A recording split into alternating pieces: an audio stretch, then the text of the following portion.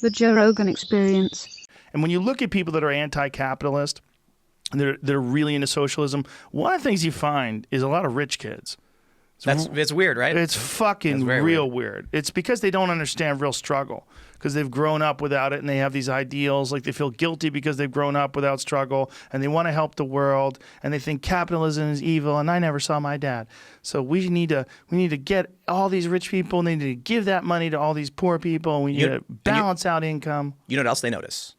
The people around them were all white. People that are into socialism? The people that are into socialism tend to be upper class, upper middle class, obviously white. We're generalizing in a big way here. Right. A lot of But them. there's some studies, some research that came out, and it finds the overwhelming majority of the socialists in the United States. Yeah. They came from upper middle class to upper class families that tended to be white. Yeah, and those are the ones that focus so hard on these social justice warrior issues. You take a person who's been surrounded by rich white people. Yes. It probably got a reason to not like them, but then they assume all white people are the same, and you end up seeing this racialization of politics. Also, they find themselves in a position of affluence that they didn't earn. They want to burn it all to the ground. Yep. It's... And they assume, I think there's some truth in that. That there's people who have money they didn't earn, and they're leeches on the system. They make money from money. They've never done anything in their lives. Sure. They're arrogant. Sure, there's a lot of people like that. Right, but, when you then take that generalization and apply it to anyone who has money or everyone, and you take it to a dark place. Exactly. When I first started, entering the public space in terms of news and politics, I was at Occupy Wall Street. And before I had any notoriety, I was being heralded. They called me a good example of what's wrong with the system. Here's Tim Pool, a high school dropout, mixed race guy, and here he is just sleeping in a dirt park using his phone to tell the real stories of the world. After I got featured in Time magazine, what did they say? Tim Pool is white, and he was born with a silver spoon, which is not true. It's absolutely not true. But the socialist types, the activists, couldn't accept that I had jumped the class system, I guess. Their view of the world is rigid, that the rich people keep the poor down, there's no chance for upward mobility, and that's not the case.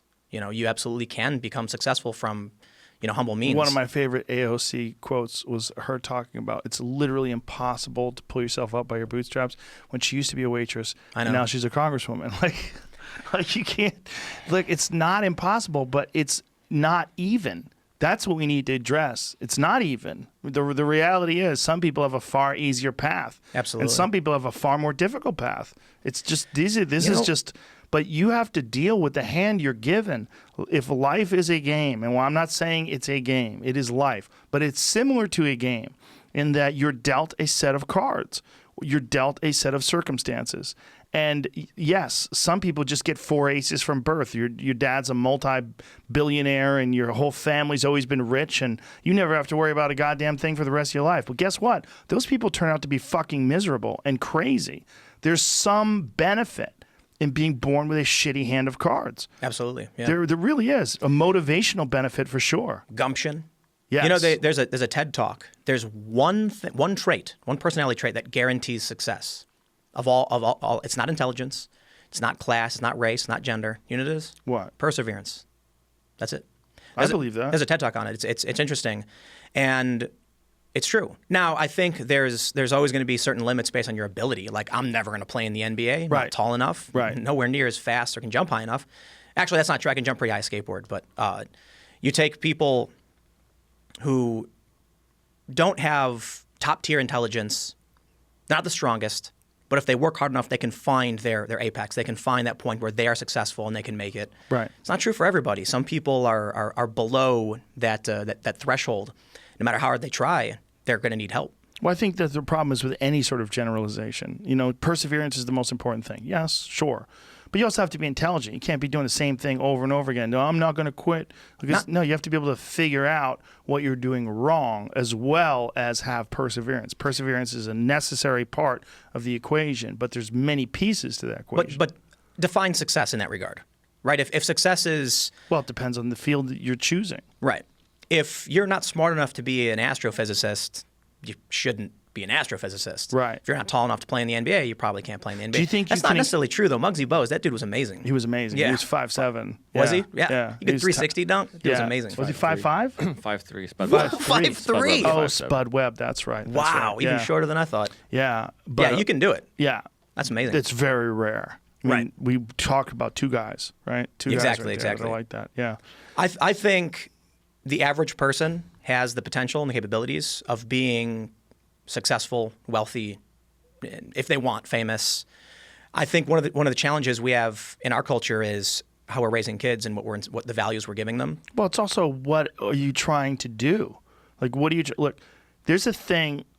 There's a bunch of different things that you just don't have. Like, some people can't sing. They don't have any fucking talent. They just don't have it. Their voice sounds like shit. But guess who else's voice sounds like shit? Bob Dylan. Terrible voice. Yeah. How does it feel? I mean, come on, man. People love it because there's like authenticity and passion and there's something to it. Right. But he found out a way to make it work. He wouldn't win American Idol. Fuck no. Imagine him. One of the greatest musicians who ever lived. Yeah, imagine him going like someone saying, "What do you want to do, man? I want to be a singer-songwriter." Okay, just without any music, without any instruments, sing me a song. Probably. Well, you know, there are a lot of people, especially in the internet day and age, that you would not expect to have made it. Who made it? Yes. You know, there's a lot. Yeah.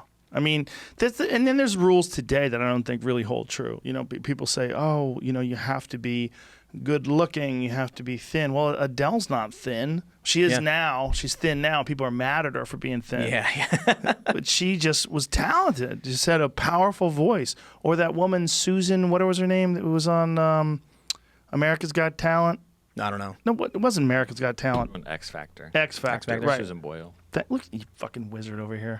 Susan Boyle. She looked like someone's Grammy, right? But she belted out this song that made Simon Cowell almost cry. Wow. Because she was just fucking talented, just really good. You can find a thing, but if you're Susan Boyle and you want to be a comedian, maybe her jokes are fucking terrible. Maybe she would show up at open mic night at Sunday night at the Comedy Store over and over again and keep bombing, and then she never would have made it. Yeah, can't learn. Some people That's just. it. Yeah. I think if you can learn. Right. If you can, one of the problems though is people refuse to accept when they're wrong. They be self-critical. They're not. They don't have an analytical perspective in terms of their own issues. They can't analyze themselves and see the flaws and be objective and introspective. Some people just don't have that because they've been protecting themselves. They have these sort of personality traits that protect themselves from self-deprecation, from understanding where they're flawed. When I was a teenager, I remember reading that Michael Jordan would watch tapes of himself playing to figure out what he did wrong. I don't know if that's true, but to me that was like, if you want to be the best, like him, you need to actively look for what you're screwing up and call out immediately. Well, that's imperative for sparring. Yeah. When you're sparring, like we used to film a lot of, back when I was competing, we would film sparring sessions and fights, particular fights. But sparring sessions, it was critical because you could see how you were telegraphing something and then you got countered. You could see how, and sometimes you don't think you're doing it. But then you realize, like, oh my God, I'm dropping my hand every time I do this, and then you get caught. Crazy. Yeah, that's with everything, though. It's like poker. Yeah. Yeah, giving your tells away. Mm-hmm. Man, that's nuts. But I think most things you'd be better off seeing. Like with comedy, it's massive. It's gigantic. Being able to visually see yourself is like primary. That's number one. A little bit less good is listening to yourself. And at a certain point in time in your career, you can get away with just listening in terms of like, but there's a big difference between people who monitor their stuff and go over it and analyze it versus people who don't. And it's just, it's accelerated learning. It's like taking advantage of all the tools that you're given. And you can apply that to anything that you're trying to do good in life if you have the time and the energy. Like if you're doing a job and during this job, you just show up at work and you try to do your best, then you go home and you fuck off and you do your stuff. You'll get better at whatever you do. Exactly. But if you go and do your job and then afterwards analyze what you did, pay attention to it, write things down, make a diary perhaps, or review your work, and really, you'll get better faster. It's a matter of how much time, as long as you don't burn out. I don't take days off, ever. Yeah, that's weird. I took a day off yesterday. Had some bad sushi. Here's a lesson to everybody. If I don't want to be mean to the sushi people, they were really nice to me, but maybe lay off sushi if they've been closed for a month because of a pandemic. And well, you're driving from the other side of the country. Text me, dude. I'll tell you the places. There's only I go to like 4 places out here for sushi, and everywhere else I'm like, ooh, I don't know. Well, so here's what I wanted to say, right? I don't take a day off, and a lot of people say I'm crazy. And I've actually my Monday through Friday is now double shifts every day. And then Saturday and Sunday are single shifts in terms of production. So I do Monday through Friday 3 hours and 40 minutes. About Saturday and Sundays about an hour and 40 minutes. And what would I do if I wasn't working? I'd be playing video games. But listen to the numbers you just said. Yeah, 3 hours and 40 Monday through Friday. Yeah, and then an hour and a half per weekend day. Yeah. That's still not a full day's work. It's still not a full week's work to the average person. An hour and a half of recording is like 10 hours of research. Oh, okay. Yeah. Well, so you're working more than so that. it's like 8 hours. So I'm doing constant research in between fact checking, and then I record. Like once I get everything in line and I think I'm confident on what I have, and of course I'm not perfect. Then I record for about 20 minutes. Then I get back to researching, reading, and so it's. Well, here's another benefit though. You work for yourself. Absolutely. You don't have some dickhead over your shoulder telling you what to do. I chose this though, yes. right? So there's a couple things. When you brought up you get good at whatever whatever it is you do, I tell my friends every second you spend doing something is an investment into being better at that. So if you want to come home from work and play video games all day, you'll be really good at video games, man. Maybe you start a stream, your Twitch channel. Maybe you can make some money being a good personality, but you got to earn it. Or maybe there's something you want to do that instead of playing video games, you do that instead. For me, when I'm not working, I'm just sitting around like, why am I not working? What am I doing? I ended up taking yesterday off. I didn't work today because we're doing the show, and so I'm sitting around watching TV shows like this is awful. I can't stand it. I got to read the news, man. I got to be into it. Well, you're driven. Yeah, but also you're enjoying it. That's the difference between someone who's working in a fucking coal mine or someone who's working in a field all day picking strawberries. Yeah, but they hate the job.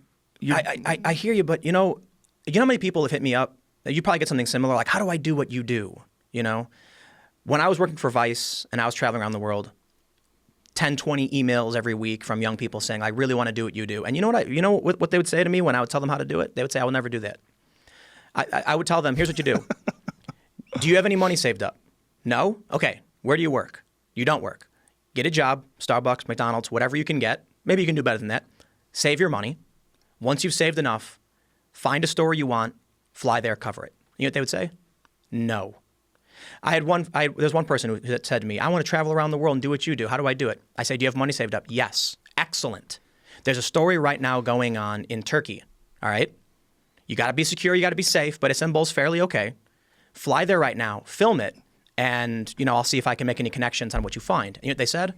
Well, the money I saved is for my apartment in Brooklyn.